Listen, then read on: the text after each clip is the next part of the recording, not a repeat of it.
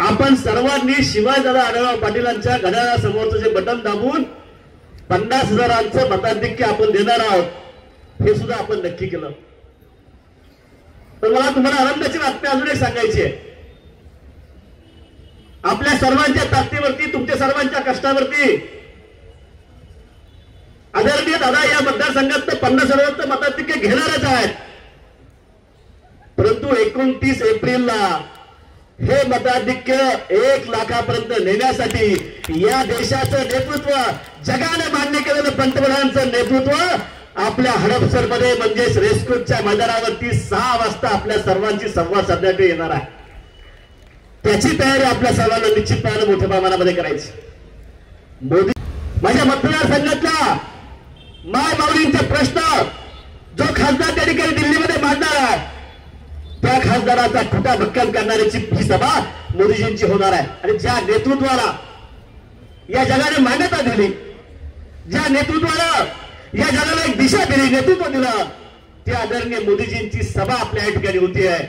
आणि म्हणून माझी आपल्या सर्वांना विनंती आहे की आपण सर्वांनी पुढचे 2-3 दिवस उद्या आपण अर्ज भरणार आहोत. ठीक आहे, या मोदींच्या सभामुळे 1 लाखापर्यंत नेण्याची जबाबदारी तुमची आणि आमच्या सर्वांची या ठिकाणी झालेली आहे. मी अधिक बोलणार नाही, कारण आमचं ठरलंय की आता जी व्यासपीठावरची बाकीची नावं आली ती आमदार साहेब तुम्ही घ्यायची, या लोकसभेत खासदार म्हणून निवडायचं आहे. अनेकांच्या भाषणात तर आलं की तुमची आमची महत्वाकांक्षा सोडून द्या आणि राष्ट्रहिताच्या कामासाठी लागा. 25-30 वर्षांपूर्वी भारतीय जनता पक्षाचं काम सुरू केलं, तेच काम घेऊन आलो. ही निवडणूक तुमच्या माझ्या भविष्याची नाहीच आहे. ही निवडणूक आहे या देशाचं भविष्य ठरवणारी निवडणूक. या देशाचं भविष्य कोणाच्या हातामध्ये द्यायची यासाठीची निवडणूक आहे.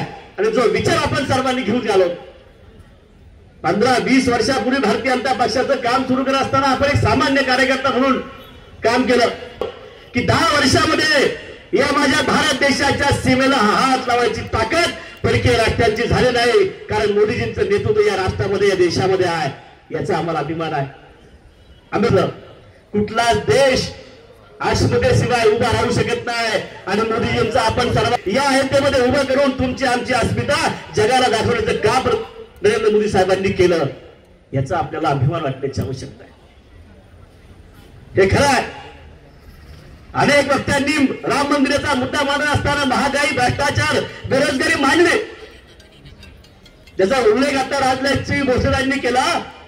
कोविडच्या काळामध्ये 140 कोटीचा देश जगाकडे पाहत होता, वॅक्सिन कोण बनवेल. वॅक्सिन बनवणारा पहिला देश भारत ठरला. मोदीजींच्या विरुद्ध राहुल गांधींच्या. ही निवडणूक विकसित भारताची निवडणूक आहे. या देशाला जगाचा विश्वगुरू बनवण्यासाठीची निवडणूक आहे. आणि तुमच्या आमच्या सर्वांचं भविष्य बाजूला ठेवून, तुमच्या आमच्या राजकीय परिणामाची चिंता न करता विचारांची चिंता करून, विचारांची बांधिलकी बांधून आपल्या सर्वांना पुढच्या 18-19 दिवसामध्ये महायुतीचं काम भक्कमपणाने करायचं आहे आणि घराघरापर्यंत घड्याळ पोचवायचं आहे.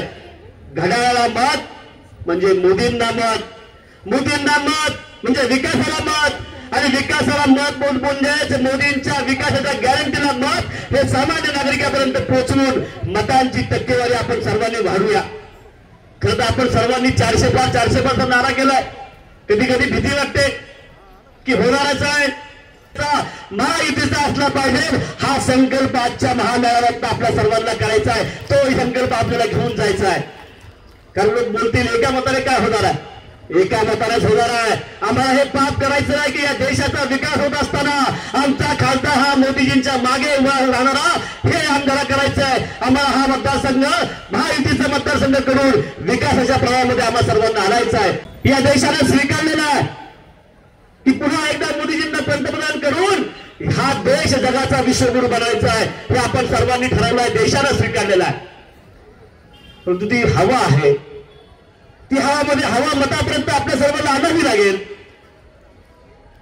कार्यकर्त्याला ते काम करावं लागेल, लोकांपर्यंत जावं लागेल, लोकांना सांगावं लागेल घड्याळाला मत पुण्याच्या पूर्व भागातील 1938 पासून ग्राहकांना गुणवत्ता व सेवेची हमी असलेले अग्रवाल स्वीट्स म्हणजे नुसती परंपरा नाही तर चोखंदळ खवय्यांसाठी मेजवानी आहे. स्वर्गीय मुन्नालाल अग्रवाल यांच्या प्रदीर्घ वारसा सांभाळत अग्रवाल कुटुंबियांनी स्वीट्समध्ये ग्राहकांची गरज ओळखून अस्सल तुपातील पदार्थ आणि तत्पर सेवेचा वारसा जपत फूड क्षेत्रात नावलौकिक मिळवला आहे. हडपसर, गाडीतळ व आकाशवाणी रविदर्शन येथील अग्रवाल स्वीट्सच्या शाखेला नक्की भेट द्या.